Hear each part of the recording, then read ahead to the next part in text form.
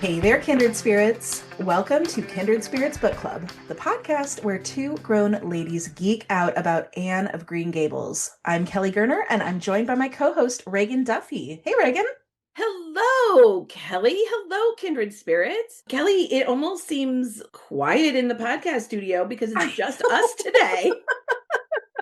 I know, it's been so long since we haven't had a guest. I know, and we've had so many wonderful guests this year. It has been fantastic. We've learned so much, but also, hi, how are you? Hello, friend. What's new? Gosh, what is new? Well, so I can give you a little bit of a house rebuilding update. Yes, please. Kindred spirits, if you are just joining us kind of randomly through this season, you might not know that Kelly and her husband lost their entire house and all their possessions in the fires in Los Angeles not quite a year and a half ago. Yeah, so that was bad. That was a not good time. That was a bad time. That was a bad time for us and a lot of folks. But now we are in a position where we get to rebuild our town, which is kind of amazing. And it's really beautiful to be a part of that. So we are getting pretty close to hiring our general contractor who's going to rebuild our house. That's amazing. Yeah, we have our plans all set. Our plans are pending. Wait, did they get approved? No.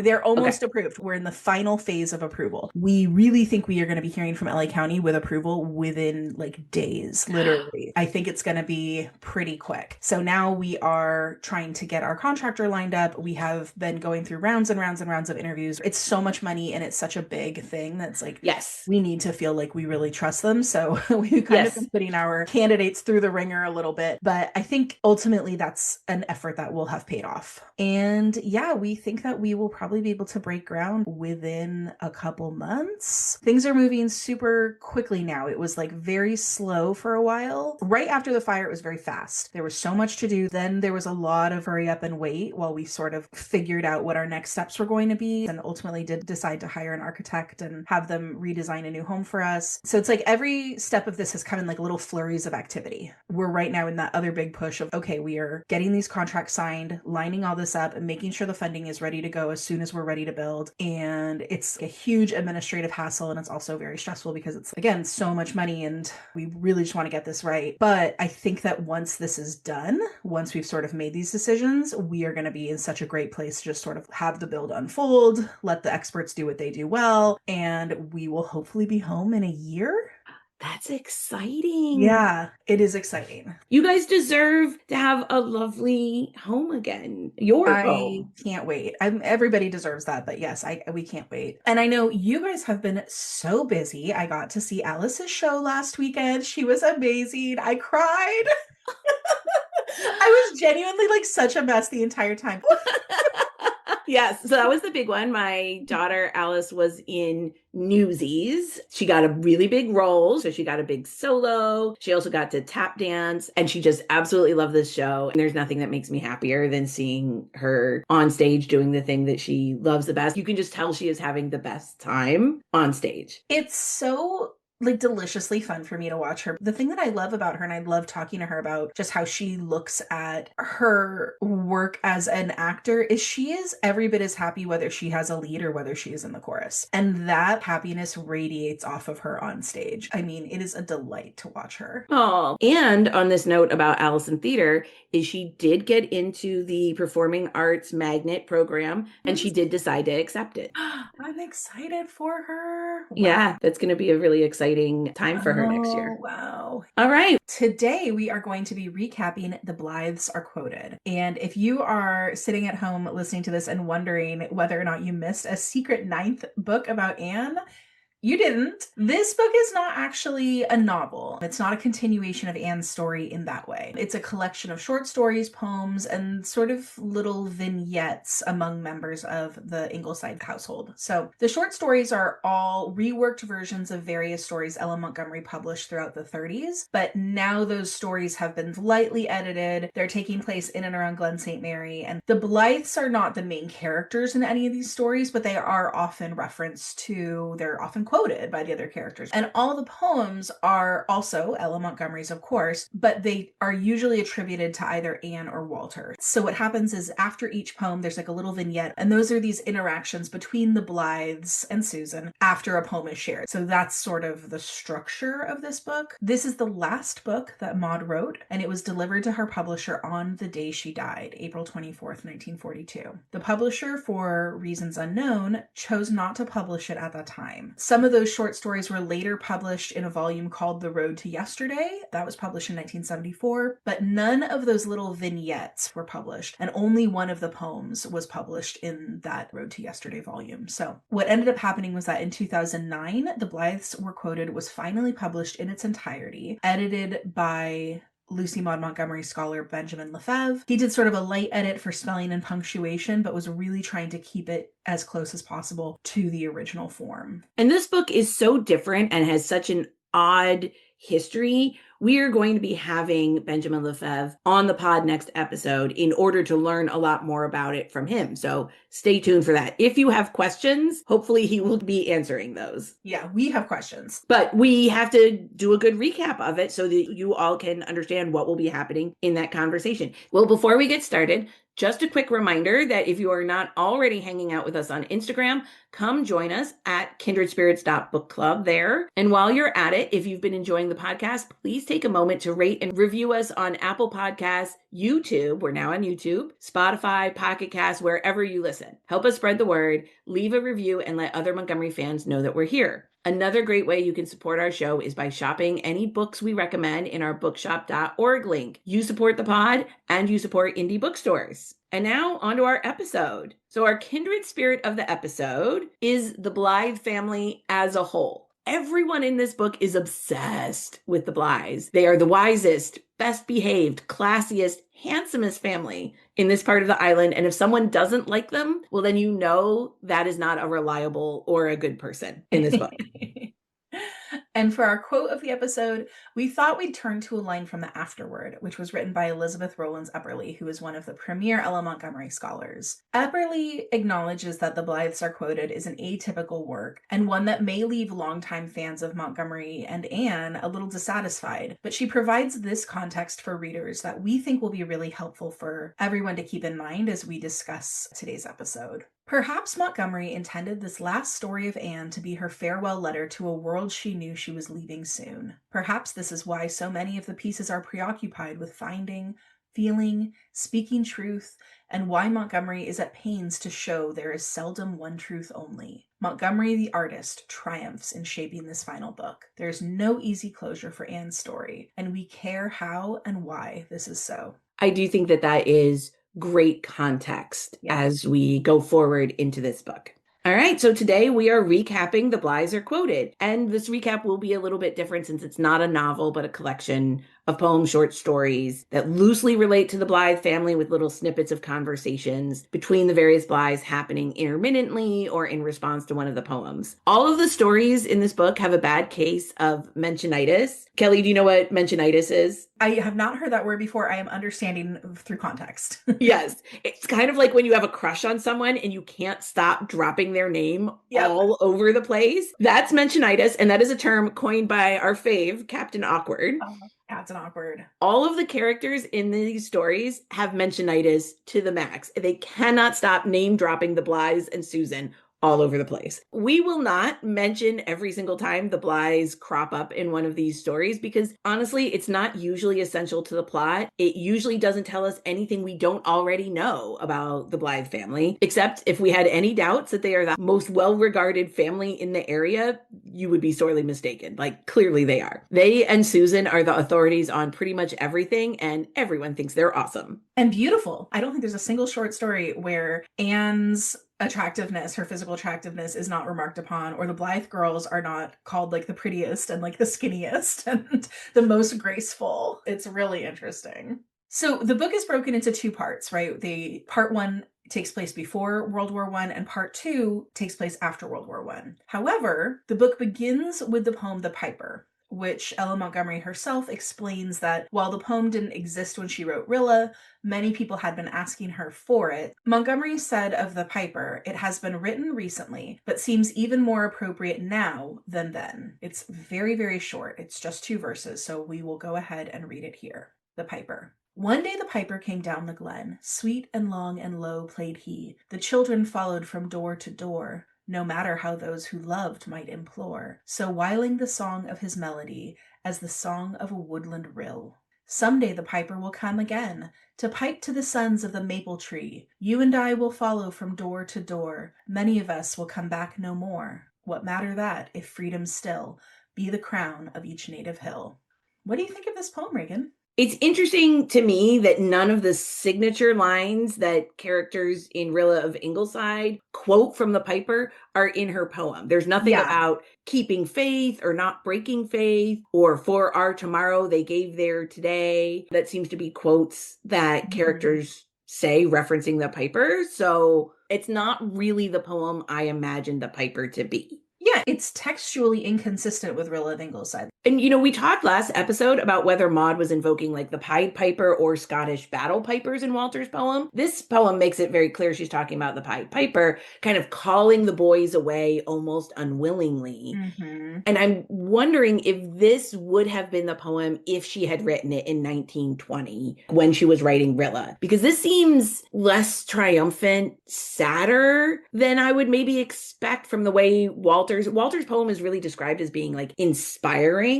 Right, it became like the great poem of the war. It was printed in newspapers. It was used to kind of drum up enlistment and patriotism. So I can see that Walter's Piper probably was nuanced because Walter's own views on the war were very nuanced, but his definitely seemed to be a call to action, whereas this leans heavy into that Pied Piper imagery of almost against your will. Like, I don't feel like that's the poem that we thought it was going to be from Rilla of Ingleside. One thing that's really lovely about the Blythes Are Quoted is it's actually bookended with 2 of Walter's poems about the war. It starts with the Piper, and then the last poem that is included in the book is called The Aftermath, which is also a very different poem about Walter's experience of the war, which we'll get to as well. But let's get into the first short story, which is called Some Fools and a Saint. And this story is taking place in the neighboring town of Mowbray Narrows, and it involves the new Methodist minister, Curtis Burns. When the new minister arrives, he says he's going to start off by boarding at a home that belongs to Long Alec Field because he can't yet afford to keep up the parsonage, but he is told don't do that because Long Alec's home is haunted. Long Alec has a sister, Lucia Field, who is a special friend of Ms. Blythe. Lucia used to be a teacher in Charlottetown, and now she keeps house for her brother and she cares for her invalid cousin. That cousin is the angelic Alice Harper, who fell out of a hayloft 10 years ago and is paralyzed from the waist down. Apparently, the property is haunted, and that started after their hired girl's illegitimate child drowned in a cistern, and then the mother hung herself in the garret. So ever since then, wild things have happened in the home. Things like sounds of a rocking cradle coming from the attic, unearthly laughter, terrible pranks. Someone's beautiful hair is cut off in the night, or the glasses and cups shattered all over the floor. Curtis Burns, the new minister, thinks there is probably a simple explanation. Maybe it's their current hired girl, who is the dead girl's sister, or the simple-minded man Jock, who also lives there. So he's like, it's cool. I'm going to live here. I'm going to figure this out. 5 weeks into his stay at Long Alec's house, Curtis has seen no evidence of ghosts, and he's fallen deeply in love with Lucia Field. Curtis also enjoys Alice's company. Alice has a fun sense of humor. She never complains despite regularly writhing in agony from pain. She's slyly funny. She loves hearing all the news from the parish and everything that Curtis does. She just hates missing out. However, she doesn't seem to like Anne Blythe very much, just hinting that maybe Anne's a little judgmental, a little meddlesome. Well, red flag.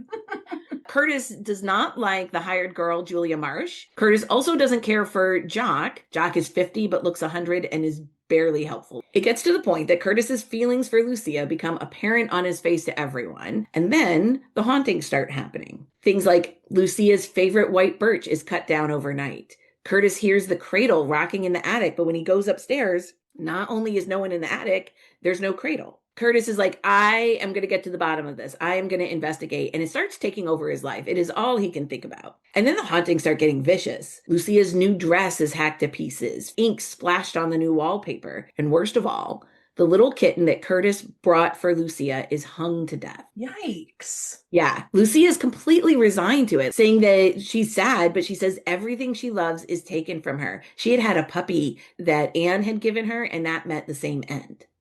What? So Curtis's first suspect is Julia, but some incidents happen when she is away visiting family. Same with his suspicion of Jock. So he tries to enlist some folks to sit up and help him keep vigil. He gets the retired minister to come, but nothing happens that day. He asks Gilbert Blythe to do the same, and Gilbert says, no, he did that once. The haunts are too clever for him. He gets Henry Kildare to sit up with him, and Henry is the former hired man at Long Alex Farm who went out west quite a few years ago to seek his fortune and has recently returned extremely rich. Henry hears the voice of the dead field patriarch talking the night that he stays. So he's like, nope, I'm not coming back. Too spooky. It's getting to the point where it's just interfering with Curtis's work. Everyone is telling him just move out, but he wants to stay because he loves Lucia.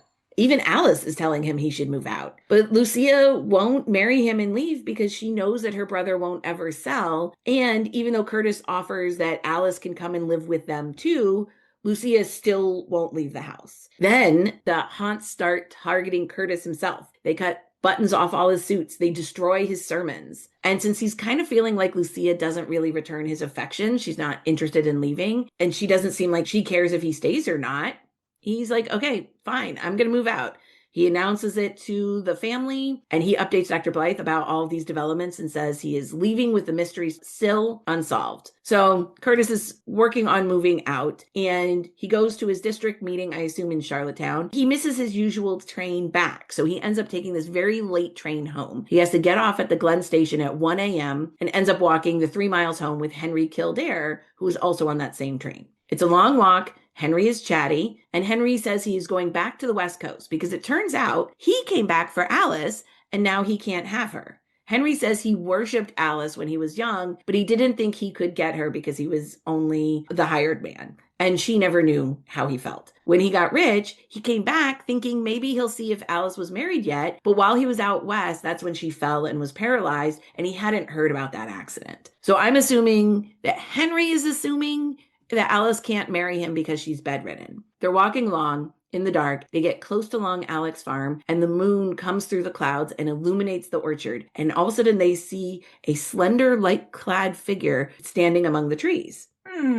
Yeah, the men are like, that's got to be it. That's our ghost. So they chase the figure, who runs away, runs towards the house, and darts in the front door. The wind slams the door shut, catching the skirt of the ghost fast in the door. They race up, free the skirt, open the door, and find out that it's Alice, her face distorted with rage and hatred. So they hustled her into the parlor to figure this out before they wake the rest of the household. Turns out that Alice is absolutely riddled with jealousy and envy and a paranoid kind of resentment.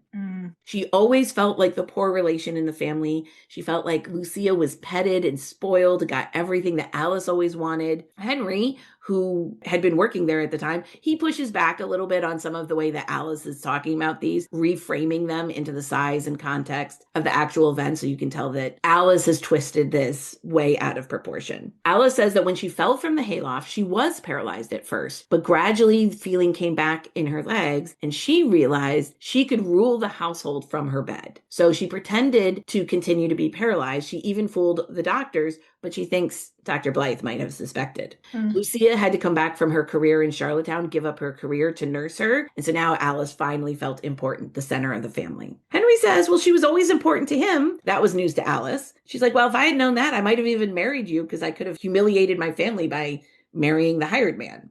Oh boy, Alice.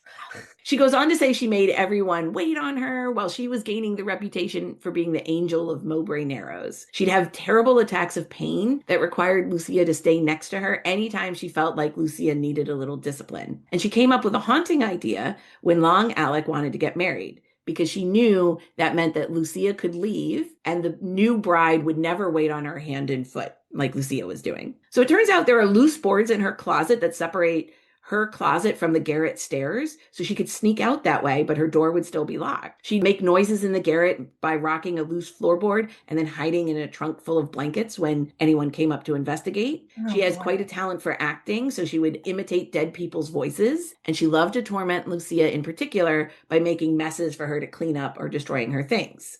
Oh boy. Yeah. When Curtis came, she loved his company, so she didn't act as Ghost for a while, so he would stay. But then he fell in love with Lucia. Can't have that. Lucia's not allowed to Nope, be nope. happy. So Alice started up again to make Curtis moved out. So Alice is resigned now that the gig is up. She's sure she's going to be turned out of Long Alec's home. And Henry's like, nope, not so fast. I'll marry you and whisk you right off to the West Coast tonight, right now. I have so many questions about Henry. He hears all this and he's like, you know what? Yes. Exactly. He's like, I've wanted you all my life. Now I can have you. He's kind of got the upper hand. This is the kind of very stable person I would like to spend the rest of my life with. He's like, yeah, none of this makes a difference to him. So they leave in the middle of the night. Curtis has to tell everyone the truth in the morning. So Alice never even says goodbye to Lucia. No, she just like, never comes clean. nope. He's like, don't worry. No consequences. Let's just go. No consequences. You and I get to have a cool life out west. So the truth now comes out. She's gone. Dr. Blythe says, of course, he always suspected something was up with her, but thought maybe she was in cahoots with the hired girl. Anne says she could never endure her because, quote, there was something in her eyes and I knew she hated Lucia. And all is well. Curtis knows now that Lucia will marry him. So good job. Really, really weird story. It's such a strange place to start this book. I do love that it's like a little bit, we're coming back to like some of our spooky Windy Poplar's roots. It has all the trappings at the outset of like a good gothic ghost story, but then takes a real, well, maybe there's like a little mad woman in the attic, I guess. Yeah. Maybe we can just kind of, if we like recontextualize this. I don't know, but like strangling kittens and puppies is not a deal breaker for Henry. Did Henry have all the facts? Did he know about the strangled kittens and puppies? She tells him. Oh man, maybe Henry's like, you know what? That's the kind of no nonsense lady I need out in the wild, wild west. He must be deep in love. So then we get a little interlude at Ingleside. So this is where you're going to see this is the structure of the book going forward. It explains that Anne gave up writing stories when her children were young, but she still wrote poetry and sometimes reads her poems to the family in the evening. In this case, they're commenting on the poem. So the first poem is a very sweet one called I Wish You, and it's the author wishing lovely things for a friend. Like Gilbert is thinking about the House of Dreams, and we hear Susan's thought that she's never had a home of her own, but she is needed here at Ingleside, especially by Shirley. And she references there being 5 children of Ingleside, so apparently Maud forgot about Rilla. That's one of those mistakes that they specifically kept in that Maud made in this book. There's a couple of them that sort of show up. And then there's a couple other poems in there. They're all sort of on the theme of home and place. So then we get the short story, An Afternoon with Mr. Jenkins. This story is from the point of view of 8-year-old Timothy, who is supposedly a friend of Jem Blythe's. And Timothy lives with his 2 old maid aunts. Now, Timothy name drops Jem all over the place, right? Mentionitis. And Timothy has also noticed that his aunts are very worried about something, but he doesn't know what specifically. This morning, they received a letter that made them turn pale, cry, and hurry off to Charlottetown. They canceled the planned lake trip for today, leaving Timothy at home alone. Timothy is bored and hanging out on the gate watching the cars and buggies going by when a strange man chats him up, a handsome, well-dressed man who looks cross and inquires if his aunts are at home. He claims to be an old friend. Timothy volunteers this information that his dad is dead. He doesn't even know what he looks like because there's no picture. And according to Timothy, his dad was a brave man, a soldier in the Boer War, but his aunts won't talk about him. He says that his mother died when he was born. They also chat a little bit about Timothy's aunts, that they're a little strict, but they do let him have a dog even though they don't like dogs. Timothy shares that he's afraid of the dark, and so having the dog helps. The man mentions that Timothy's mom was afraid of the dark too, which like, okay, how do you know that? Then the man invites Timothy to go to the lake with him for the day. When the child protests that his aunts told him not to leave, the man insists that they meant he's not to leave alone and that he'll be with him. He said Aunt Kathleen would, quote, think it quite lawful to go with me. I was like, no one has had the don't talk to strangers conversation with Timothy. So Timothy, but he can't resist the lure of a lake day, of course, and the man tells him his name is Mr. Jenkins. They have a great time, merry-go-rounds, then he takes him out to dinner in an expensive restaurant, and they're just enjoying some of this man-to-man company. Mr. Jenkins shares that he's been thinking of a quote, friend of his who embezzled a lot of money and was sent to prison for 10 years. He's only recently gotten out early for good behavior and found out that he's now rich because an uncle died and left him an inheritance. Mr. Jenkins is afraid that his friend is branded now as a felon and that his wife's sisters will never forgive him.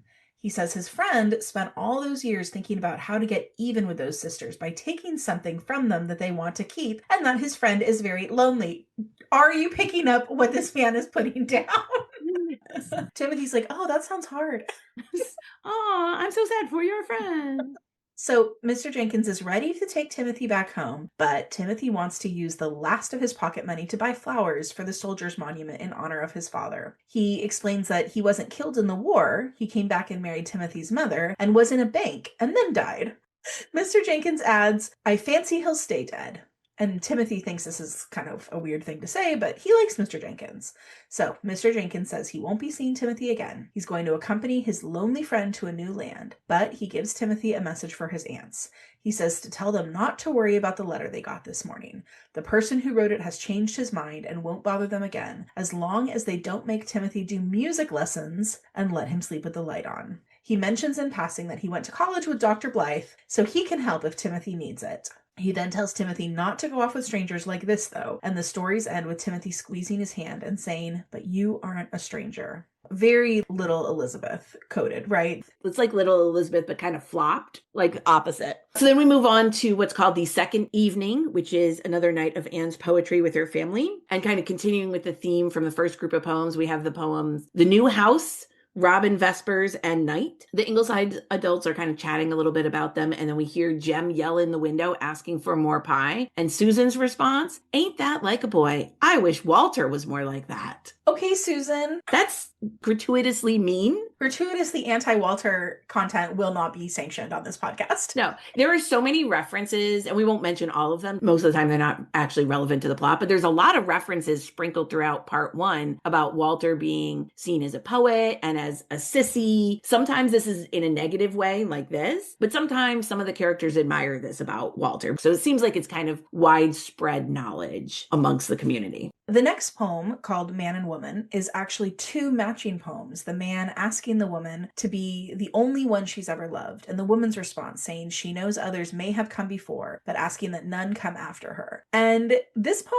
is like vaguely implying sort of like a sexual or like erotic connection here. It's kind of scandalous for Maud. And Anne shares that, well, you know, I wrote it at Redmond and it was never published. And then she sort of reassures Gilbert that he was the first. But what is very interesting is that Susan firmly says that Anne did not write that poem. Like, that just doesn't work with Susan's worldview of Anne. Then that poem must have just gotten mixed up in some old papers of hers. While Gilbert teases that at least her first wasn't Charlie Pye, which is interesting. That definitely seems to be a mistake of Maud's that they left in the editing. The next story we have is one of the darker stories in the book. It's called Retribution, so it tells you right from the outset. And we open with elderly Clara Wilcox on her way to see David Anderson before he dies because she has 40 years worth of things to save him. Clarissa is going to avenge her sister Blanche. Clarissa arrives at David's home just as she sees Dr. Blythe leaving because there's nothing to be done for David now. And it's clear from Clarissa's reflections that her sister Blanche was romantically entangled with David Anderson at some point, but he actually married a woman named Rose, who is also now dead. Clarissa kind of heads into the house when nobody is looking. The nurse is outside talking to Dr. Blythe, and she finds David alone on the bed. His eyes are closed, but she is sure that he can hear her. And she lays into him, saying all the things she has wanted to say for 40 years. She accuses him of ruining her sister Blanche, who got pregnant out of wedlock with his child,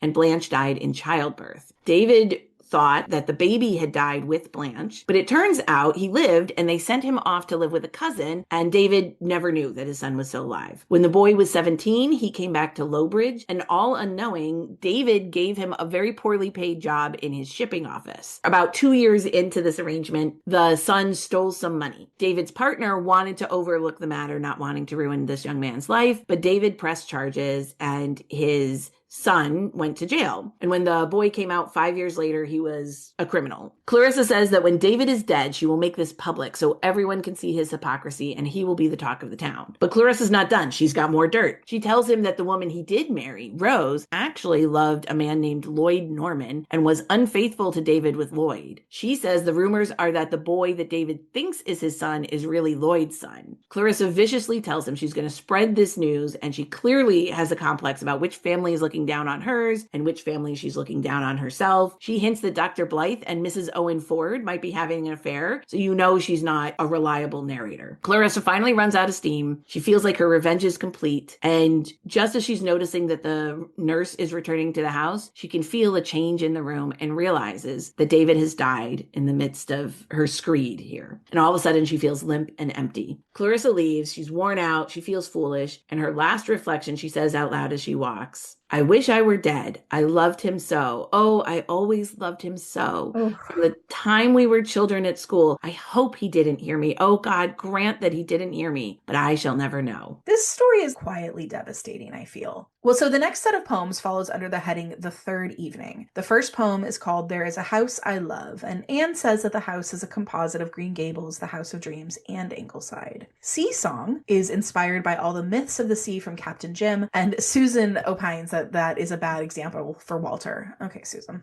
So then the next short story that we hear is called The Twins Pretend, and Nan and Di Blythe are the children being name dropped in this story, and Susan Baker as well, but they're not the twins in question. That would be 10-year-old twins Jill and PG, who are visiting with their mother from out west so their mother can take care of Aunt Henrietta. The twins are bored and quarrelsome when they run into a mysterious older man named Anthony Lennox that Jill thinks looks like a remorseful pirate. Turns out that Anthony Lennox is the millionaire publisher of a Canadian-wide string of magazines and is back in the area where he has an unexplained past for some rest and relaxation. As they get to talking about the pretend games that the kids like to play, Jill says that her favorite game is to pretend to be very rich, and then she would buy an abandoned house nearby that she has named Orchard Knob. Hilarious name. The kids explain all the things that they would do to fix up the house, including adding a swimming pool and a tennis court. Anthony Lennox said that they should do that. Turns out the house is his. He's been away for 15 years and was planning to sell it anyway, so he'll fix it up. He says he'll furnish the cash and the twins can do the planning, and then they will have something fun to do. Okay, wait. Kelly, as somebody who is about to embark on this very project, does this sound like a fun summertime camp experience?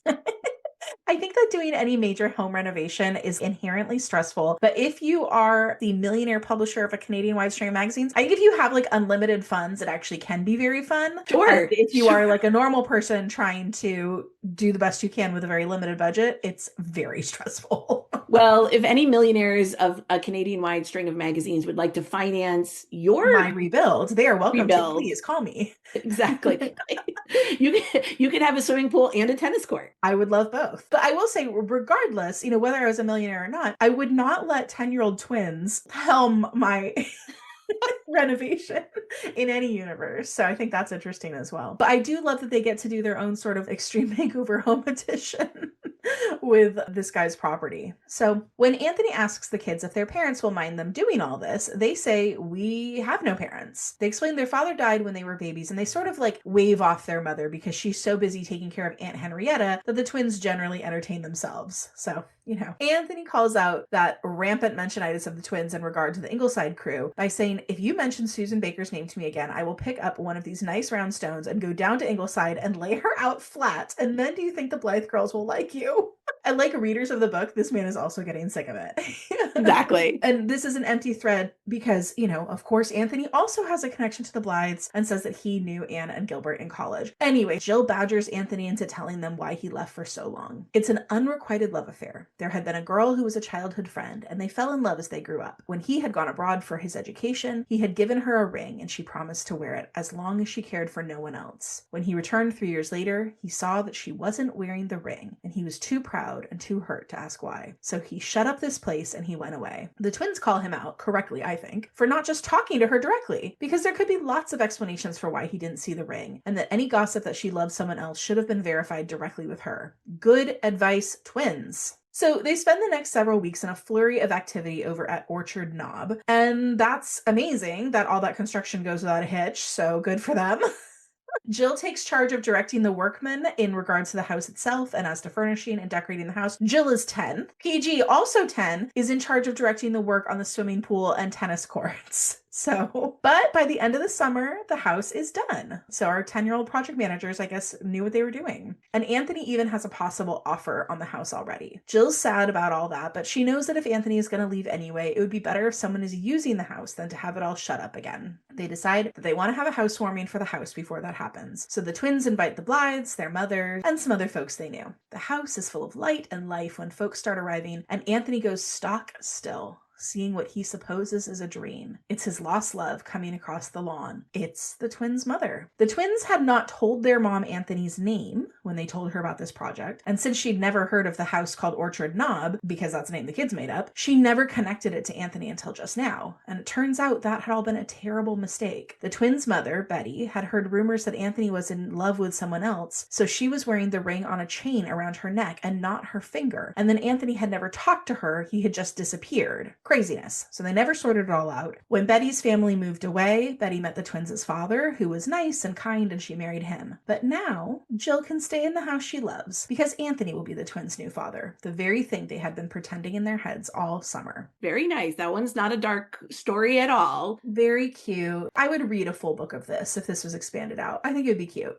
In the fourth evening, there is a poem called To a Desired Friend. And in response to this poem, Walter thinks to himself that he hopes he will have a friend like that someday. And then we get this from, quote, a voice no one hears. You will, and his name will be Death. And then Susan says she shivers like someone is walking over her grave. So that's creepy. Maud, what are you doing? I know.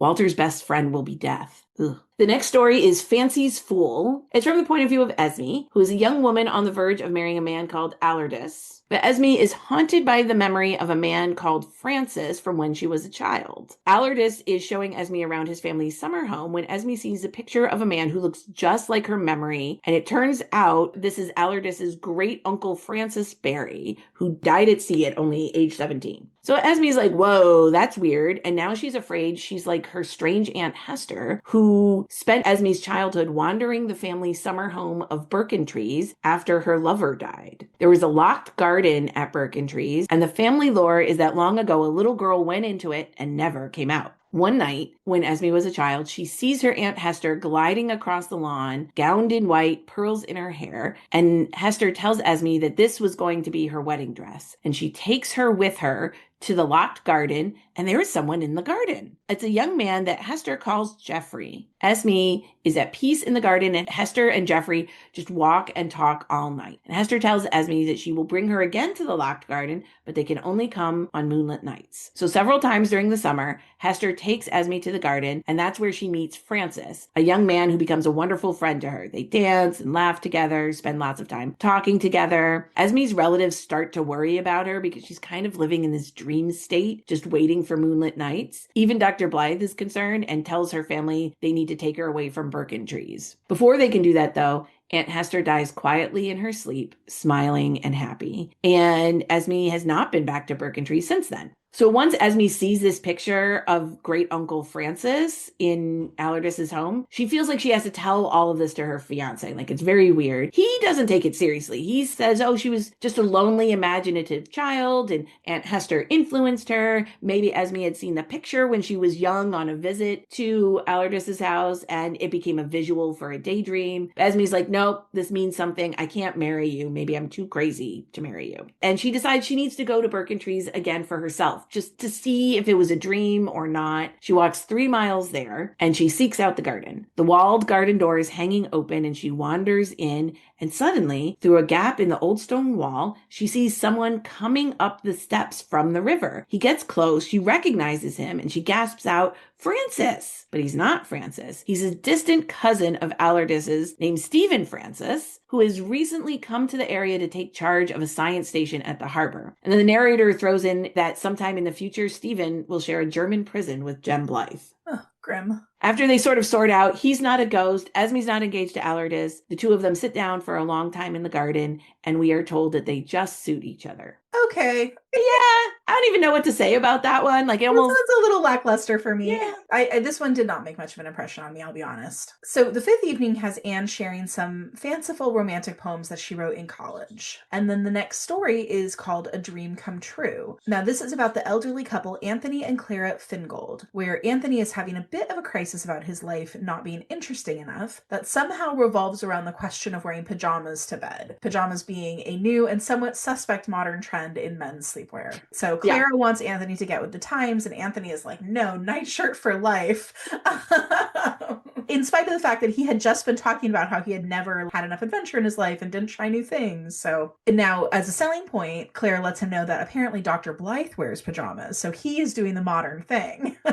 And Jimmy Flagg, and maybe even the minister, right? These modern men among Glen St. Mary. So Anthony decides he'll go down to the Glen and see if the minister has pajamas hanging from his washing line. He's going to spy on the minister's laundry. This is real nutty stuff. On his trip down to the Glen, he detours through the Upper Glen Road to perhaps catch a glimpse of Caroline Wilkes, Anthony's childhood crush who married a rich man from Montreal, but is currently here for the summer. He's fond of his wife, but he's been worshipping Caroline from afar his whole life, and he even subscribes to the Montreal paper to see her name in the society pages. As he's walking by her summer home, the caretaker comes rushing up to him, having just got word that his daughter is having a medical emergency. He asks Anthony to come sit in the house until Caroline's son is back. She's laid up in bed asleep, struggling with a heart condition. He says she will be asleep, having just had some medication, so won't be having any spells. So Anthony stays and sort of relishes the thought of being so near to Caroline after all these years, when all of a sudden she appears in the doorway. Quote, a raddled old dame in a flannel nightdress. Thin gray hair hung in wisps about her wrinkled face, and her mouth was drawn inward over toothless gums. And she's carrying a dagger. Sorry, this is funny. Not what Anthony was bargaining for. She recognizes Anthony and she knows that he was in love with her. Anthony's dreams fall apart in that moment. Caroline tells him that she hung the hired man in her closet. Whoo boy. Caroline laughs and taunts him to kiss her, and when he doesn't, she corners him and kisses him herself. Caroline had heard the rumors that Anthony's wife wants him to wear pajamas, threatens him with the dagger to go upstairs, and makes him put on her son's pajamas. What? She comes back all dressed and threatens him again to get in the car with her. She drives fiendishly all over the area through hedges and brooks and potato fields until they finally crash over a bridge into the creek. They're both unhurt. The spell is over. Anthony takes off running with a bag that had fallen out of the car in the crash and runs all the way home. When Anthony finally gets home to Clara, his wife, Clara is absolutely frantic because she's heard all of these stories from various witnesses to this bizarre scene from all over the neighborhood. First of all, she freaks out that he wore pajamas for Caroline, but not for her, and she says it's common knowledge that Caroline's been crazy for years. She just never mentioned it to Anthony because she knew he was in love with Caroline. Anthony tells her the whole story, and then they think to look in the bag, and there is a ton of cash in the bag that he grabbed. So it turns out there had been a bank robbery in Charlottetown. There's a reward for the capture of the bandits or the recovery of the money. So they sort of suppose that the bandits had thrown the money out of their own getaway car, and by coincidence they threw it to where Caroline had crashed the car. Who knows? Anyway, Anthony resolves to make it all up to Clara, his true love, by buying pajamas and, doing some of those chores he's been putting off. It's such a wild story.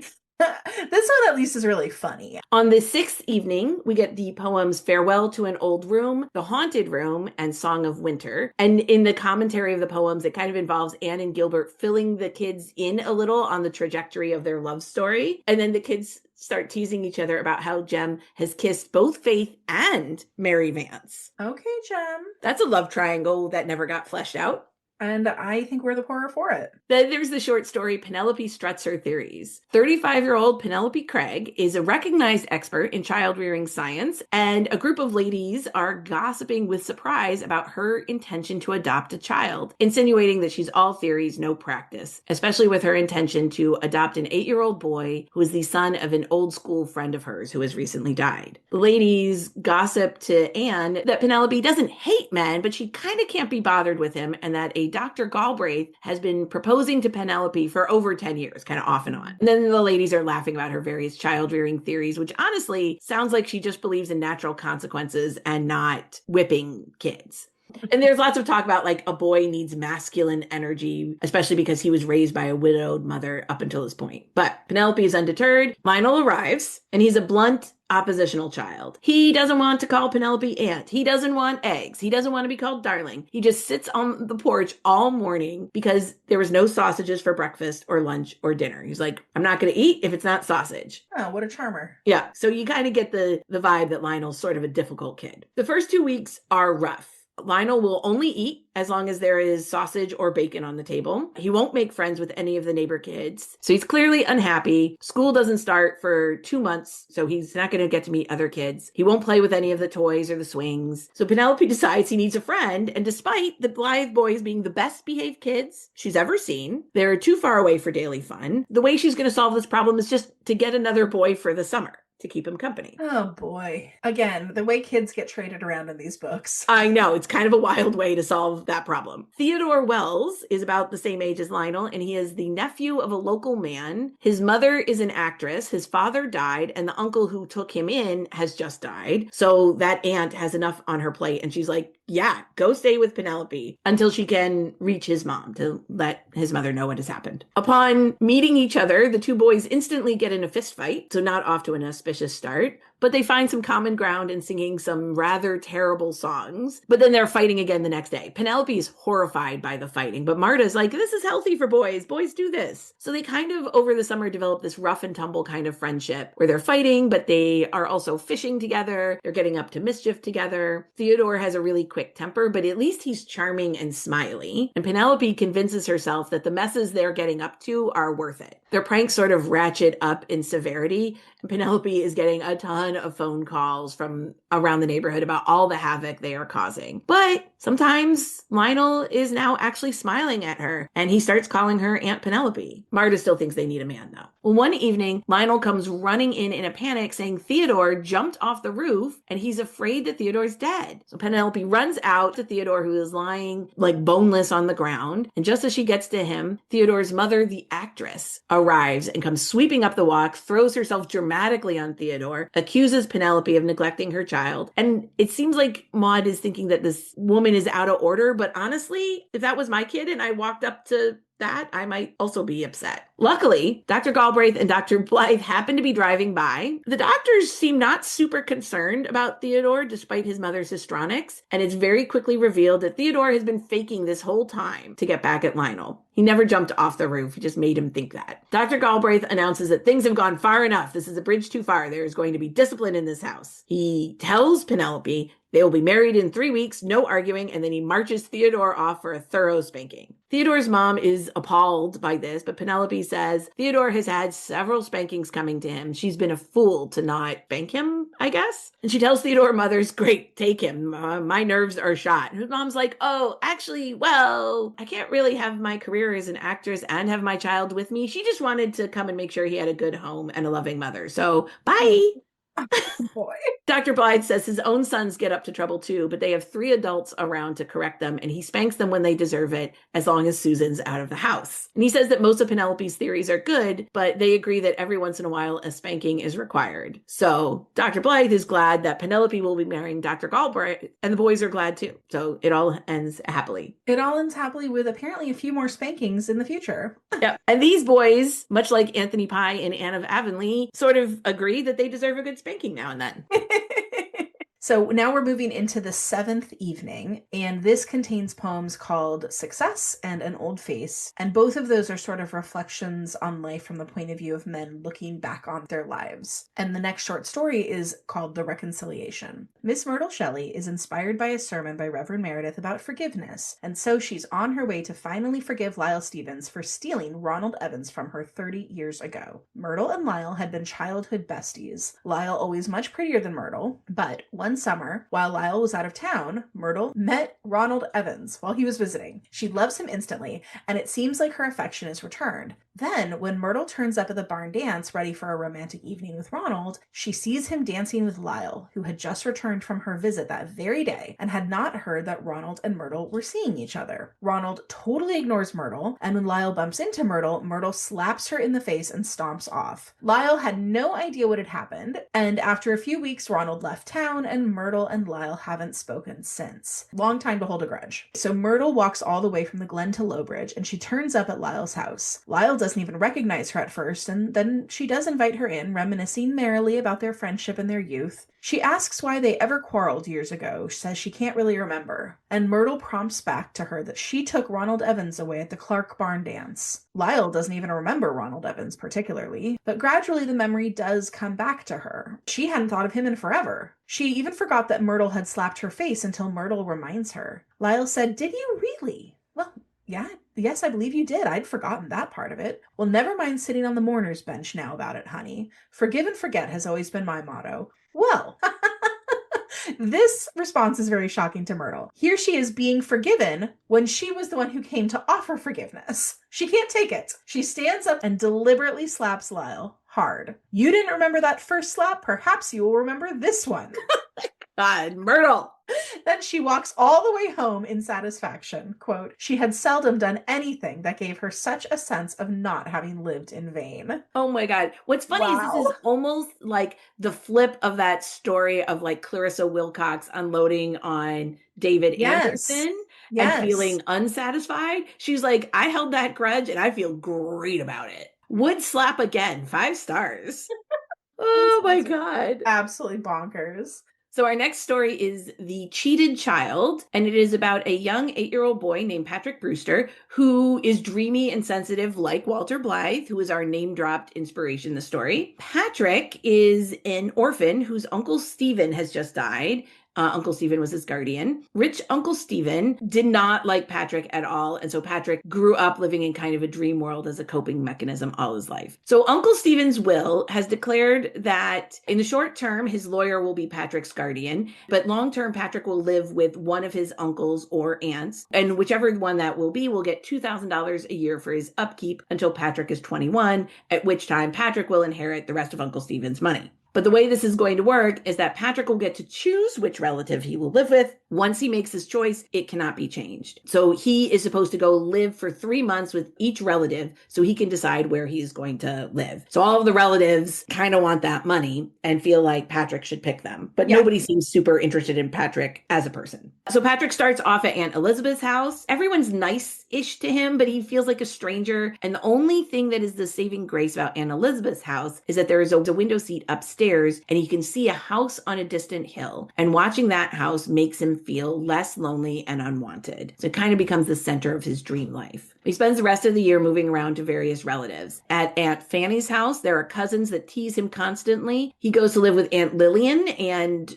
distant cousin Miss Adams. They fuss over him constantly, but make him go to bed in the dark. And he hates being in, quote, a manless house. And then the last house is Aunt Melanie. And her house is a little better. She doesn't fuss at him. And she has a dog that Patrick loves. He can even see the house on the hill from one of the bedrooms. He's not unhappy there, but he's not really happy either because he doesn't feel like anyone genuinely likes him. And then on his birthday, the little dog is killed by a passing truck. Oh. Poor Patrick is so upset and miserable that he spontaneously jumps on a passing bus. He's always wanted to ride a bus, but hasn't been allowed to. He asks the driver how far he can get for 50 cents. Not all the way to Glen St. Mary to see the Blythes, his original plan, but he can go pretty far. So he's like, yep, take me as far as I can go. Patrick's grief is eventually surpassed by the pleasure of the bus ride, and the bus ends up taking him right up that hill, right past that house that he's always admired and built a fantasy life around. So he gets off there. The sign on the fence in front of the house says it's named Sometime Farm, with time being spelled Tyme.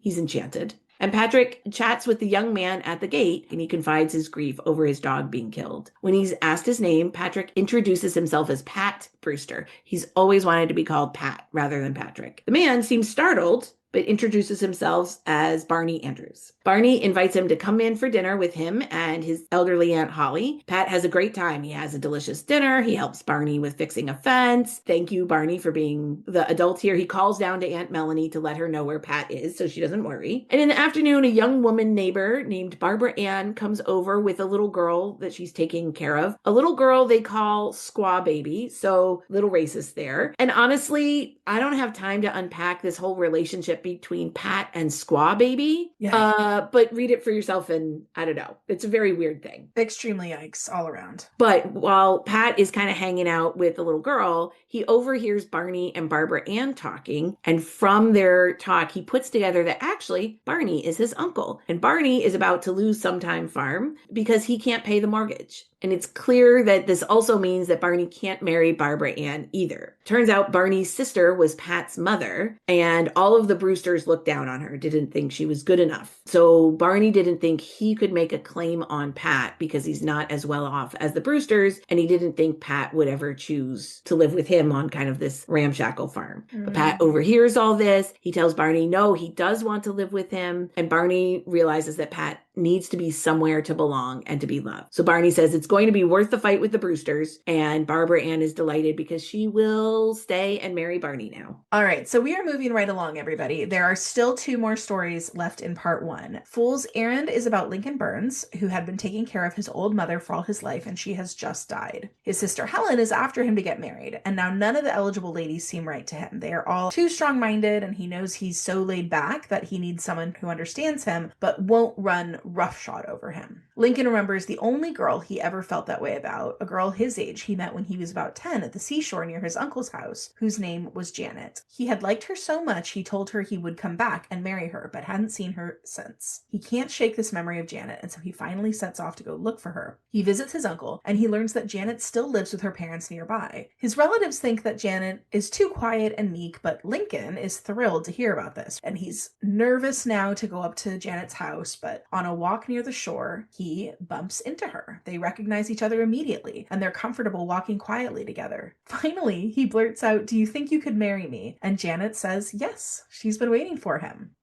I mean, I love a fated mate, but also, like, it doesn't sound like he lived that far from his uncle's house this whole time. He could have gone back. It's like a buggy drive. It's not like even on the other end of the island. Yeah, it's a strange one. All right, so the last story in part 1 is called The Pot and the Kettle, and this is about Chrissy. She's a young woman about 20 years old, and she is unexpectedly visiting her old nurse that she calls Auntie Clack. Evidently, Chrissy is of the Clark family, who is quite wealthy. Don't confuse the Clarks and the Clacks. Oh boy. The Clark family is very wealthy, and Auntie Clack had been her nurse after her mother died in childbirth. So Chrissy was raised by her great aunt, Mrs. Clark, who is apparently quite controlling, and her father when he was around. And then when Auntie Clack retired, she bought a house out in Mowbray Narrows, and now Chrissy kind of just turned up on her step ready to visit for a month. Chrissy has just returned, as we open the story, from a local barn dance, one that the Blythe twins and Jem and Ken Ford had attended. And this must be just before Rilla of Ingleside starts, because Auntie Clack references that Ken Ford was probably sorry that Rilla wasn't there at the dance, which I don't think fits exactly with what we know about Ken and Rilla's timeline. Yeah. But fine, Maud threw it out there for a connection. The premise of the barn dance seems to be that each of the girls brings a pie, and then the boys bid on them, and then you eat the pie with the boy that bought yours. So Chrissy tells Auntie Clack that a young man named Don Glynn, who is the new gardener at a local home, bought hers, and she had a lovely time with him. Auntie Clack thinks he's beneath Chrissy, and that her great aunt would have a fit if she knew that Chrissy was eating pie with a gardener. But Chrissy says that Don was the handsomest man there, except for Jem Blythe, and she felt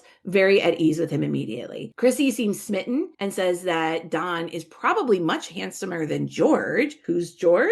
Turns out George Fraser is the man that her father and her great aunt are determined that she will marry. Chrissy has never met him and won't marry him on principle. He is a third cousin who lives out west. Great Uncle Edward has recently died, and in his will, he has left all his money to George Fraser and Chrissy, but only if they marry each other before she's 21 a year from now. If they don't marry, then the money will go to a hospital. So her great aunt and her dad are like, no, you're getting married. And Chrissy is like, absolutely not. No way. Terrible plan. So Chrissy has been sent to Auntie Clack for a month to kind of give her space to come around on the idea of George. George had sent word saying he can't even come out to meet Chrissy until the fall because he's working. So Chrissy doesn't want to meet him, but she also thinks he's kind of snubbing her. So Auntie Clack thinks that Chrissy should keep her mind open because $5 million is a lot of money. But Chrissy is sure that George is probably ugly and boring, and she is determined to stick to her guns and marry for love someday. So Chrissy's like, I'm just going to spend this month enjoying this time out from under my great aunt's meddling and spending time with Dawn. And she may possibly have given Dawn the impression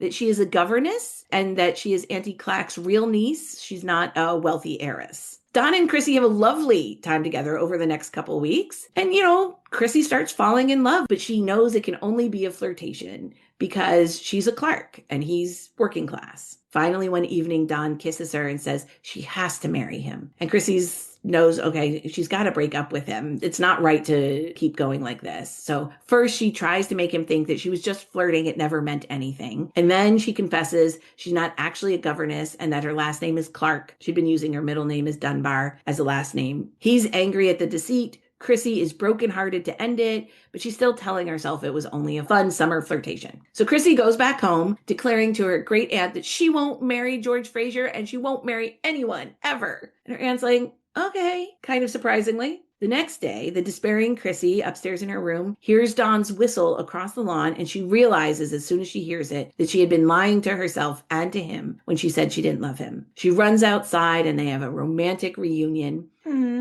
When they stop reunioning, he wonders how her family will feel about her being with a gardener. Chrissy says, well, they won't forgive her, but she doesn't care. And Dawn says, oh, they'll forgive Chrissy, but he hopes that Chrissy will forgive him. Okay.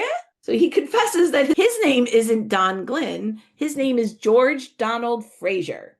Glynn was his mother's last name. Should have known. Should have known. He did come east to see Chrissy and to say he didn't want to marry for money. Send a letter. But he happened to arrive just as she was getting in the car to go visit Auntie Clack, and he fell for her instantly. It was the eyelashes. Of course. So he followed her to Mowbray Narrows, and he got a job because his hobby is gardening in order to meet her. And now he knows for sure that Chrissy isn't marrying him for money. All's well that ends well, but in one last aside to the reader, he thinks that actually, once he had seen Chrissy and he fell in love with her, he didn't follow her right that second. He went in to talk to her great aunt and father, and together the three of them concocted this plan to get around Chrissy's stubbornness, and he plans to never tell her that. Surely that will never come to light. These are matchmaking shenanigans of which Anne Blythe could only dream. Right. This is messy. And thus endeth part 1. Don't worry, readers. We've still got part 2. There is still a part 2. Part 2 is a bit shorter, but part 2 of the Blythes Are Quoted takes place after World War I, and it begins with an explanation about Walter Blythe, explains that he was the poet of the family and that he had been killed during the First World War. When we are kind of having these like interludes with the family around the fireside, Anne will often share one of Walter's poems and will alongside one of hers. The poems are very often in conversation with each other. So part 2 begins with Anne reading a handful of poems to the Blythes assembled in the living room. All these poems are about place, they're about seasons and home, nature, childhood, innocence, all these kind of themes that feel pretty typical for them. And so after that little poetical interlude, we dive back into the short stories with Brother Beware. Now, the Randabush household is a quiet, set in its ways house with Amos, his brother Timothy, and their housekeeper Matilda. Life has been exactly the same for years and years, basically since Amos's wife died. Amos is mild-mannered and easygoing. Timothy is stubborn and opinionated. But everything gets shaken up when a new woman, Alma Winkworth, shows up in town. She's charming and pretty, and she knows how to make an impression. She quickly befriends the Blythes, of course. Now, Amos Randabush falls for Alma hard. Suddenly, he's shaving, dressing up, and driving out to visit her every night. Timothy, the kind of ornery one who prides himself on distrusting women, it's a very attractive trait, is very suspicious. He thinks that Alma is a schemer who's trying to trap Amos into marriage. So Timothy takes it upon himself to solve this problem. And by solve, I mean he literally kidnaps Alma. Oh my God. Yes! What is it? The meme that says like men will literally kidnap a woman instead of going to therapy? No, legit. Or the thing that this also made me think of was the show The Good Place, where Jason explains that sometimes he has a problem, but then when he throws a Molotov cocktail at the problem, now he has a different new problem. That's basically what happens here. Timothy creates a new problem by kidnapping Alma. So he tricks her into getting into his car under the pretense of giving her a ride to the train station. And then instead what he does is he boats her out to a remote island that is 4 miles from anywhere. And he leaves her there in a locked house. The thought being that this is going to keep her away from Amos long enough for his brother to let go of this crush and come to his senses. In Timothy's mind, not only is this a logical and flawless plan, but he even sort of like fancies himself as a hero. I freed my brother from this woman's clutches. Yep. But things don't go the way he expects, because when Timothy comes back to check on her, instead of being furious or hysterical, Alma is calm and gracious and dangerously kind to him. She cooks him amazing meals, she thanks him warmly, and she keeps asking him to stay and talk and hang out. Meanwhile, he kidnapped this woman and locked her in a house on an island. And slowly but surely, Timothy, who thought himself immune to the charms of women, starts falling for her himself. Meanwhile, Amos splits town entirely. Like, he just like leaves the picture. So there's no longer a reason to keep Alma stranded. She's not going to tempt him anymore. He's not even here. So Timothy goes back to the island to let her go, only to discover two big things. First, that Amos had already proposed to Alma before Timothy ever kidnapped her, and Alma had already turned him down. And second, that Alma actually likes Timothy. Still, shockingly. So, this is all wild stuff, right? And at this point, Timothy does the only thing he can do, basically just a complete 180, and he proposes to Alma himself, and she happily accepts. And then, of course, comes the final twist. As they're leaving the house, Timothy realizes that the door was never locked in the first place. Alma could have left anytime she wanted to. She just didn't want to. I actually quite like this one. I think it's funny and awry. This has a lot for me of like that kind of like signature Ella Montgomery sense of humor. Well, we return to the Blythes hearth for more of Anne's poem and one of Walter's. Again, we have that call and response going between Walter's poems and Anne's. And Gilbert kind of observes that too, saying to Anne that the fact that she can write a lovely poem on the same topic as one of Walter's poems shows that the wound of her grief must be healing. And Anne agrees, but says that that scar will always be there. And Gilbert, of course, feels the same. They all do. And it's lovely that the way that they're keeping Walter's memory alive, even though it's painful, through his poetry. Our next story is Here Comes the Bride, which this one has got layers. On the surface, the story is about a fancy wedding in a beautiful old church. Picture perfect scene. The bride is even wearing Anne's pearl necklace for her something borrowed. And Diana Blythe is a bridesmaid. But then the real story is happening inside everyone's heads. So first we get the guests are sitting there waiting for the ceremony to start. And you get all this rapid fire tour of their thoughts. And as we have said, the Glen St. Mary crowd is judgy. These folks are definitely judgy. One aunt is convinced that the bride, Evelyn, is past her prime. She's manipulative. She's only marrying the groom, Darcy, as a backup after a rich guy dumped her. She scornfully judges everyone around her, including Anne, for assuming that it's a love match when it's obviously not. She thinks she's the only one who can see what's really happening. Another guest thinks the whole thing is basically doomed and gives the marriage 3 years max. Someone else is there to gossip about outfits, looks, weight, who's aging badly. Prue Davis is spiraling internally about being single and overlooked, and she's comparing her looks to the bridesmaids, not favorably. The best man thinks marriage is a trap. Everyone's got a take, and most of them are cynical, petty, or just plain wrong. Except I will point out that no one has anything hateful to say about the Blythes. Most are just observing that Anne still looks beautiful and young, and that the Blythe girls are effortlessly slender and graceful. The whole family is so classy. It's the funniest thing because everyone is so negative about everyone else. And then they're like, oh, but that Anne Blythe is just as beautiful as she was the day we first laid eyes on her.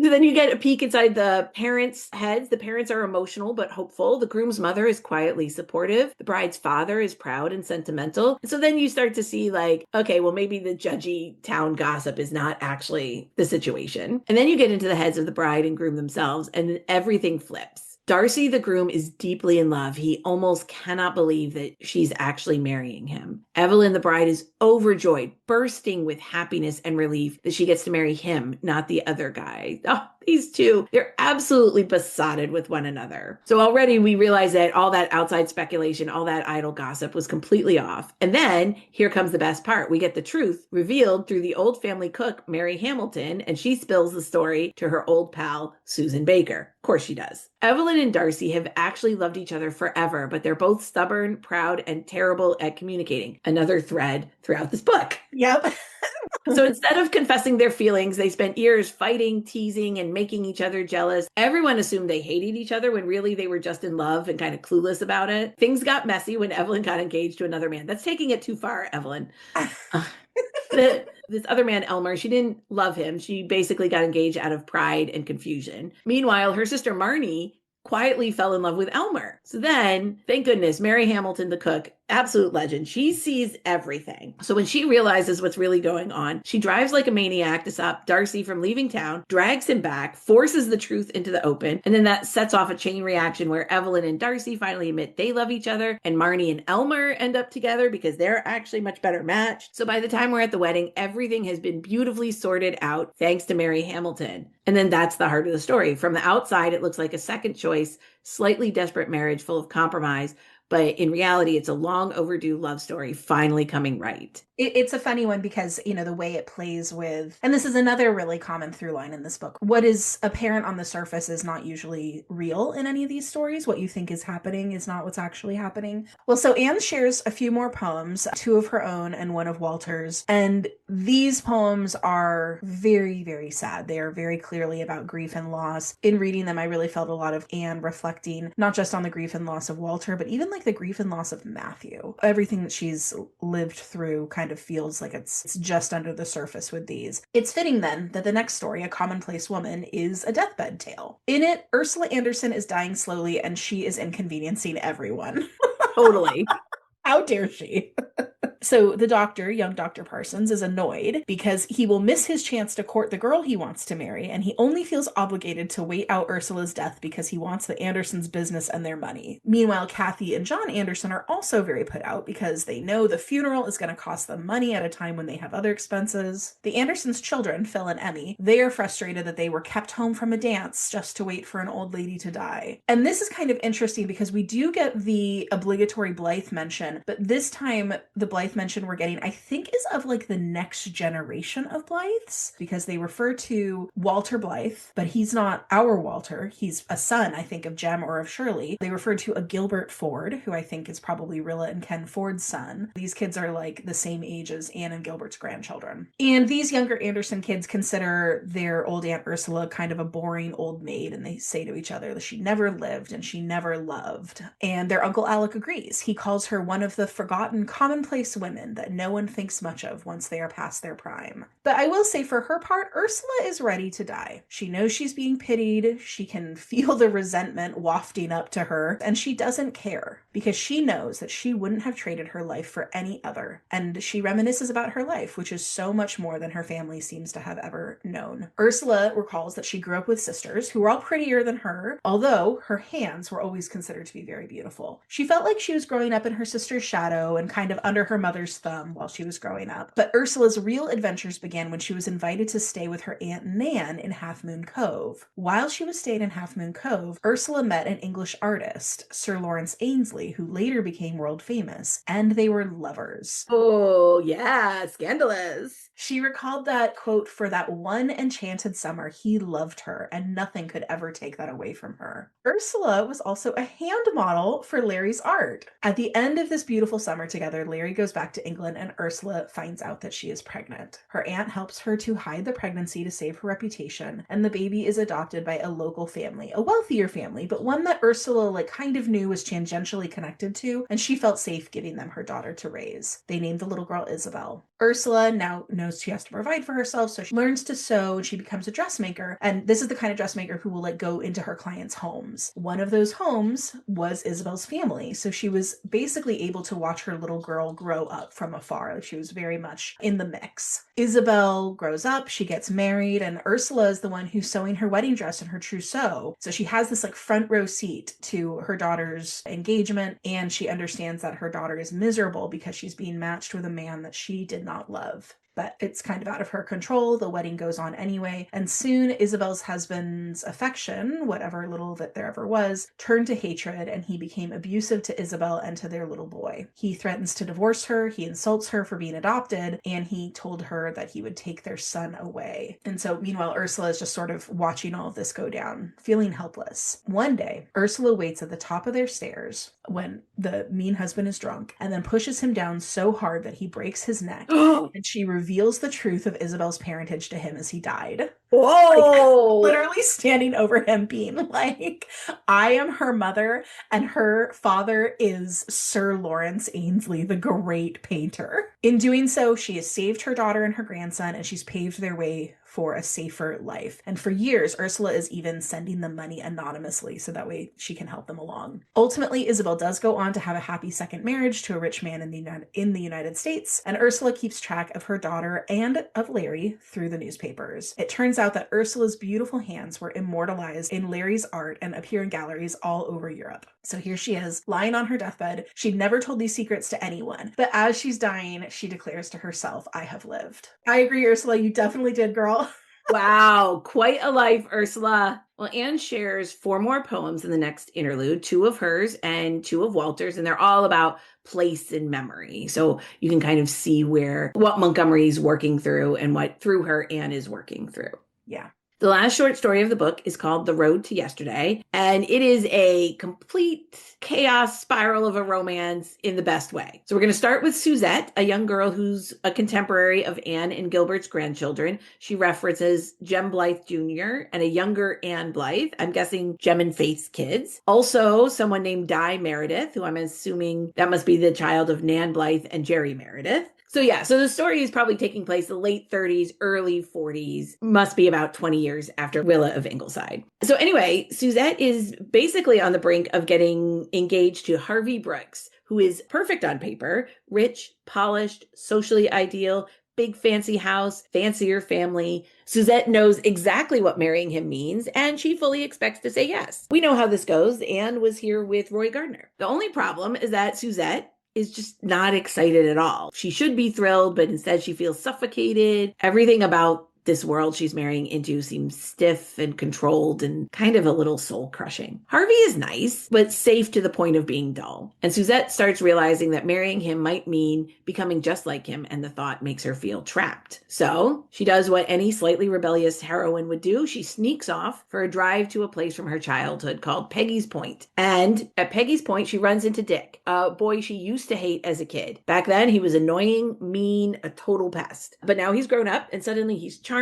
and funny and adventurous. He's literally an aviator. Very compelling. He compliments her lovely gray-green eyes, which remind him of Mrs. Dr. Blythe. And if there's one through line in the short story collection, it's that everyone is absolutely obsessed with Anne's appearance. I mean, at this point, Anne is 60, and he's all like that little old lady with the beautiful eyes. No, so he's got to be early 20s, and he's all like, your eyes are so beautiful. They remind me of this lady who lives down the way. It's so silly. And Suzette thinks that this compliment is lovely, but does recognize it a little odd because Dick never liked Mrs. Blythe, and now he's complimenting her eyes. But yeah, keep that in mind, folks. So Dick and Suzette spend the afternoon together, wandering around her old childhood haunts, getting stuck in a thunderstorm, and they end up inside sharing tea and memories. Dick is able to rustle up a halfway decent tea, having spent time at Ingleside with Susan and the Blythes at one point. I mean, who is this guy? Yeah, seriously. Why is she teaching him how to cook? Who knows? So slowly, almost against her will, Suzette starts feeling things, real things. Not the polite, sensible affection she has for Henry, but something that is electric, alive, and a little dangerous. And she tries to fight it, tries to remind herself that she hates Dick, but it's clearly not working. And by the next morning, she knows she's in trouble, like I might fall in love with the wrong man in 24 hours trouble. They have this dreamy sunrise breakfast by the lake, wild strawberries, bacon, and coffee, and a romantic scene moment. And Dick's like, yes, let's run off. Let's get married right now and start a life together. It sounds completely insane, except Suzette realizes she wants to say yes. Right at that emotional peak, though, comes the twist. Turns out Dick isn't actually Dick. He's Jerry, Dick's cousin. He let her think he was Dick because he thought she'd leave too quickly otherwise if he was just a stranger. And he knew about her from family stories and basically seized the moment to win her over. To which I can only say, hello, Anne's House of Dreams. Leslie Moore, your love story is calling.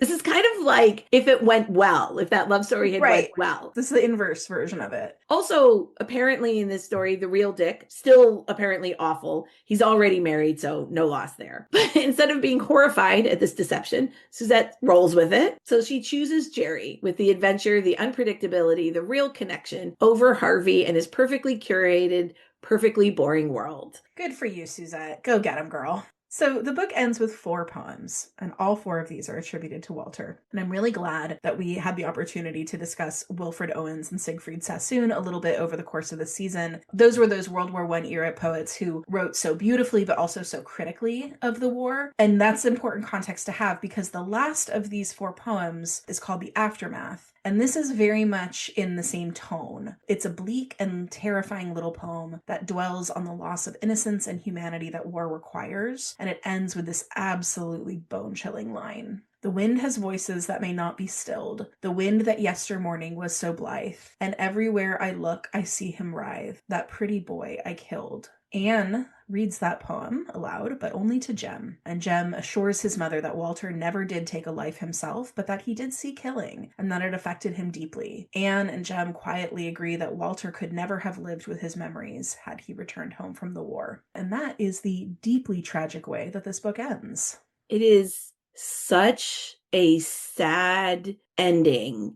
Mm-hmm. And, a lot of the stories throughout this book have been a lot darker in tone than maybe some of her usual fare. But it feels like the only really specific critique of war and killing in any of her books. Mm-hmm. And it's a little, I wouldn't say graphic, but a little bit, right? Like it's graphic. It's graphic. It's interesting too because there's like a symbolic through line of the wind throughout that many of the poems read throughout the book. And then of course in this very last stanza of the last poem of the book, we return to this, the wind has voices that may not be stilled. The wind that yester morning was so blithe. That word choice is not an accident, right? No.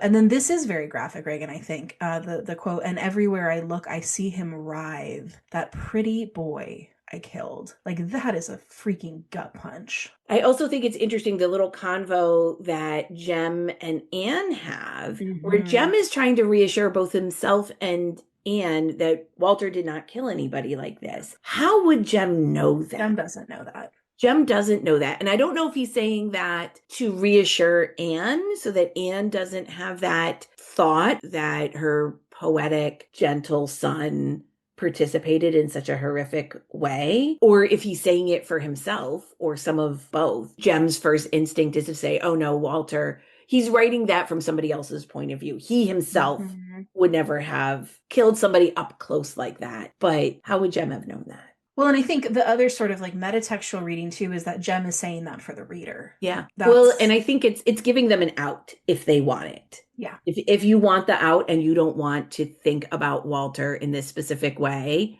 we can make it more he was writing about the experience in general, not his experience. But I think she's also leaving that door open. But if you want to know, this is what the war did to him. There's almost this like romantic, like he refers to the boy he killed as pretty. Romantic, but not in a romantic sense. Do you know what I mean? This idea. No, I know completely what you mean, right? I'm not talking about love and romance, but talking about the romance of youth. One of the things we kind of talked about our episode about Jem, and we had talked a little bit about kind of like the dehumanization of the enemy in order to allow you to kill them. And this is the opposite of that. It's humanizing him. He's not ugly, faceless monster. This boy that he killed was young and beautiful. Yeah, he's not a Hun. Yeah, this is a devastating, devastating poem, the whole thing. Suffice it to say, a very dark way to end the book.